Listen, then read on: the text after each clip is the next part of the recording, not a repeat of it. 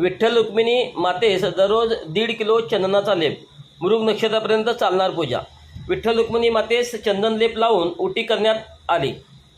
पाडव्यापासून दररोज 1.5 किलो चंदनाचा लेप विठ्ठलाला लावायला सुरुवात असून ही पूजा मृग नक्षत्रापर्यंत चालणार आहे। सध्या दररोज 1.5 किलो सुवासिक चंदन उगळून त्याचा विठ्ठल आणि रुक्मिणी मातेस सर्वांगाला लेप लावला जातो। चंदन ओटीपूजेसाठी दरवर्षी भाविकांकडून आगाऊ नोंदणी केली जाते। याच काळात मंदिर समितीला चांगले उत्पन्नही मिळते।